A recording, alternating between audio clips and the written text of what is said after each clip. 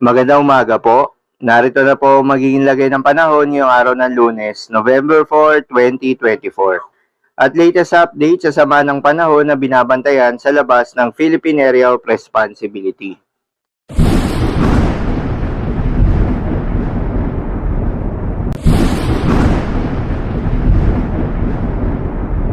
Sa kasalukuyan na tayo sa pag-asa, easterlies o yung mainit na hangin galing sa karagatang Pasipiko ang nakakaapekto sa may eastern section ng Luzon at Visayas.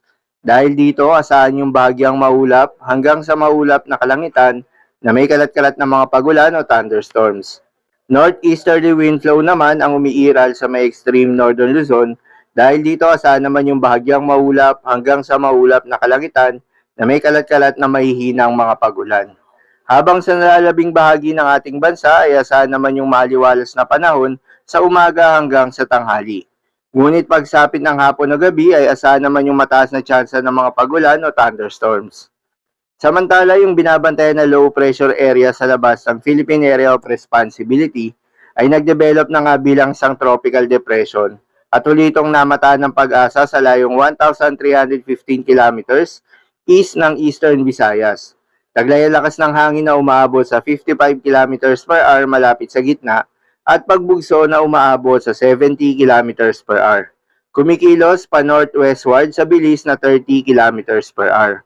Inaasahang lalakas bilang tropical storm bago ito pumasok ng Philippine Area of Responsibility at hindi inaalis ang posibilidad na lalakas pa ito bilang typhoon sa darating na Miyerkules paglapit nito sa Northern Luzon. Ang nasabing bagyo ay inaasahang papasok ng Philippine Area of Responsibility ngayong madaling araw at papangalanan nito ng pag-asa na bagyong Marce.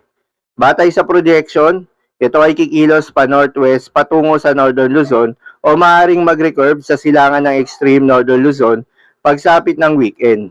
Pero hindi pa rin inaalis ang posibilidad na maglandfall ito sa Northern Luzon. Paalala lamang po na ang mga nasabing forecast ay posible pa pong magbago.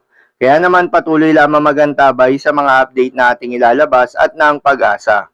Para naman sa magiging lagay ng panahon ngayong araw ng Lunes, dahil nga sa epekto nitong northeasterly wind flow, asahan sa Batanes at Babuyan Islands ang bahagyang maulap hanggang sa maulap na kalangitan na may kalat-kalat na mga pagulan. Habang sa Bicol Region, Eastern Visayas, Aurora, Quezon at nalalabing bahagi ng Cagayan Valley ay asahan naman yung bahagyang maulap hanggang sa maulap na kalangitan na may kalat-kalat na mga pagulan o thunderstorms. Dulot naman yan ng easterlies.